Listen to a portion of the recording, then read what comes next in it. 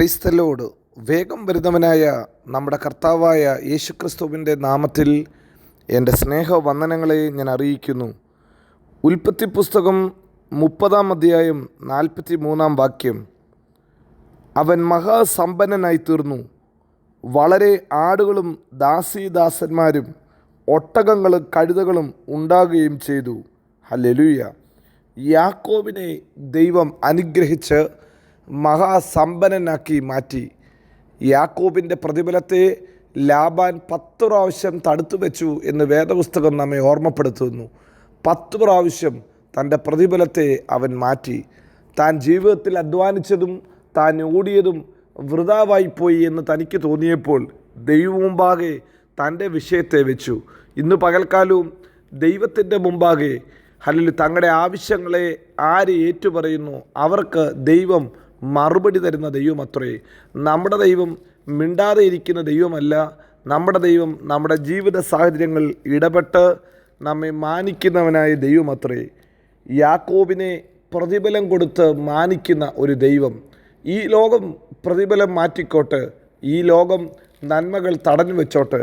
നാം ആശ്രയിക്കുന്നത് ലോകത്തിലെ മനുഷ്യരിലല്ല, ലോകത്തിൻ്റെ ധനത്തിലല്ല, സകലതും നമുക്ക് ധാരാളമായി അനുഭവിപ്പാൻ കൃപ തരുന്ന ദൈവത്തിലത്രേ. യാക്കോബ് ദൈവത്തിൽ ആശ്രയിച്ചപ്പോൾ ദൈവം തന്നെ വർദ്ധിപ്പിച്ചു. ദൈവം തനിക്ക് വേണ്ടുന്ന നന്മകളെ കൊടുത്തു. ദൈവം സമ്പത്ത് വർദ്ധിക്കാനുള്ള വഴികളെ അവനെ പഠിപ്പിച്ചു. ഇന്ന് പകൽക്കാലവും കർത്താവിൻ്റെ മുമ്പാകെ നിങ്ങൾ വിഷയങ്ങളെ ഏറ്റുപറയുമ്പോൾ, കർത്താവിൻ്റെ സന്നിധിയിൽ നമ്മുടെ ആവശ്യങ്ങളെ ഹല്ലേലൂയ സമർപ്പിക്കുമ്പോൾ നമുക്ക് വേണ്ടി അവൻ കരുതും. ഹല്ലേലൂയ.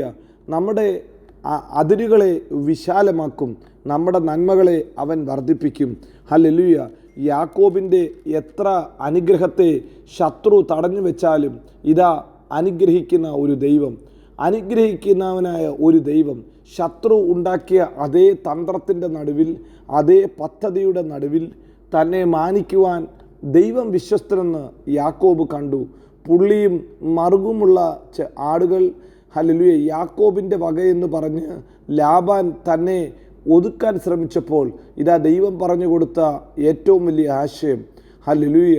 ചനയേൽക്കാൻ വരുമ്പോൾ, ഹല്ലേലൂയ, വെള്ളത്തിനരികിലത്തേക്ക് വരുമ്പോൾ, ഹല്ലേലൂയ, താൻ വെച്ചിരിക്കുന്ന മൃഗത്തിൻ്റെ താൻ വെച്ചിരിക്കുന്ന വൃക്ഷത്തിൻ്റെ ബദാം വൃക്ഷത്തിൻ്റെ കൊമ്പുകളെ കാണുമ്പോൾ, തൊലിയുരിച്ച ബദാൻ കൊമ്പുകളെ കാണുമ്പോൾ ആടുകളിൽ നിന്ന് ജനിക്കുന്നതൊക്കെയും പുള്ളും മറുകുമുള്ള നല്ല ആട്ടിൻകൂട്ടങ്ങളായി മാറിത്തീർന്നു.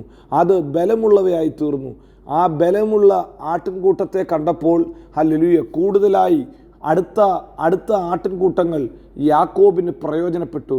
യാക്കോബിൻ്റെ ആട്ടിൻകൂട്ടം അങ്ങനെ വർദ്ധിച്ച് യാക്കോബ് മഹാധനവാനായി തീർന്നു.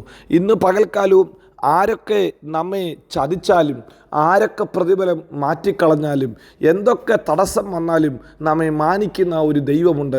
എത്ര പേരൊന്ന് ഏറ്റുപറയും, എന്നെ പ്രതിഫലം തന്ന് മാനിക്കുന്ന, എൻ്റെ നന്മ മുടക്കാത്ത ഒരു ദൈവം ഇന്നും ജീവിക്കുന്നു. അതുകൊണ്ടാണ് പുതിയ നിയമത്തിൽ നാം ഇങ്ങനെ വായിക്കുന്നത്, സ്വർഗത്തിലെ സകല ആത്മീക അനുഗ്രഹത്താലും നമ്മെ ക്രിസ്തുവിൽ അനുഗ്രഹിച്ചിരിക്കുന്നു എന്ന്. ഹല്ലേലൂയ. ഈ ലോകത്തിൽ അനുഗ്രഹങ്ങളെ ശത്രു മാറ്റിക്കളയുമ്പോൾ സ്വർഗത്തിലെ സകല ആത്മീക അനുഗ്രഹത്താലും ഒരു ദൈവ പൈതലിനെ അനുഗ്രഹിച്ചിരിക്കുക. സ്വർഗത്തിലെ ആത്മീക അനുഗ്രഹങ്ങളെ കൊണ്ട് അനുഗ്രഹിക്കുമ്പോൾ അതോടൊപ്പം തന്നെ ഈ ഭൂമിയിൽ വേണ്ടതും അവൻ തരും. ഹല്ലേലൂയ. യോഹന്നാൻ്റെ ലേഖനത്തിൽ അതുകൊണ്ട് അപ്പസ്തോലനായ യോഹന്നാൻ വിളിച്ചു പറയുന്നു, പ്രിയനെ, നിന്റെ ആത്മാവ് ശുഭമായിരിക്കുന്നത് പോലെ നിങ്ങൾ സകലത്തിലും ശുഭമായും സുഖമായും ഇരിക്കണം. ഒരു ദൈവ പൈതൽ ആത്മീകമായത് അന്വേഷിച്ചത്, ആത്മീകമായ നന്മകളെ പ്രാപിക്കുമ്പോൾ ഈ ലോകത്തിൽ വേണ്ട എല്ലാ നന്മയും ദൈവം തരും. നിങ്ങളുടെ ദൈവത്തിന് അത് നന്നായിട്ടറിയാം എന്ന് വേദപുസ്തകത്തിൽ ഓർമ്മപ്പെടുത്തുന്നു. ലോകത്തിൻ്റെ ജാതികൾക്ക് ഇത് വേണമെങ്കിൽ എൻ്റെ മക്കൾക്ക് ഇത് വേണമെന്ന് സ്വർഗത്തിലെ ദൈവത്തിന് നന്നായിട്ടറിയാം. അതുകൊണ്ട് എന്ത് തിന്നും എന്ത് കുടിക്കും എന്ന് ജീവനായിക്കൊണ്ടും എന്ത് ധരിക്കുമെന്ന് ശരീരത്തിനായിക്കൊണ്ടും നിങ്ങൾ വിചാരപ്പെടേണ്ട, ഇതൊക്കെയും നിങ്ങൾക്ക് ആവശ്യമെന്ന് നന്നായിട്ടറിയുന്ന ഒരു ദൈവമുണ്ട്. യാക്കോബേ, പ്രതിഫലം ആരൊക്കെ മാറ്റിക്കളഞ്ഞാലും പ്രതിഫലം മാറ്റാത്ത ഒരു ദൈവമുണ്ട്. പ്രതിഫലം മാറ്റാത്ത ഒരു ദൈവമുണ്ട്. യാക്കോബിന് ആ കാര്യം നന്നായിട്ടറിയാം. തൻ്റെ പിതാക്കന്മാരെ അനുഗ്രഹിച്ച ദൈവം, തൻ്റെ ഹല്ലേലൂയ പിതാമഹനായ അബ്രഹാം സകലവും വിട്ട് ദൈവത്തിൻ്റെ പിന്നാലെ വന്നപ്പോൾ, ദൈവത്തിൻ്റെ വാഗ്ദത്തത്തെ മുറുകെ പിടിച്ചപ്പോൾ താൻ കാലുവെച്ച ദേശം അനുഗ്രഹമായി തീർന്നു. തൻ്റെ പേരിനെ ദൈവം വലുതാക്കി. ഹല്ലേലൂയ. താൻ വിശ്വാസ കണ്ണുകൊണ്ട് നോക്കി. ഉണങ്ങിയ സ്ഥലത്തെയല്ല കണ്ടത്, ദൈവത്തിൻ്റെ പ്രോമിസുകളെയാണ് കണ്ടത്, ദൈവത്തിൻ്റെ വാഗ്ദത്തത്തെയാണ് കണ്ടത്. അതുകൊണ്ട് വേദപുസ്തകം പറയുന്നു, അബ്രഹാമിന് വളരെ ദാസീദാസന്മാരും വളരെ സമ്പത്തുമുണ്ടായി. നോക്ക്, തൻ്റെ പിതാവായ ഹല്ലേലൂയ ഇസഹാക്കിൻ്റെ ചരിത്രവും മറ്റൊന്നല്ല.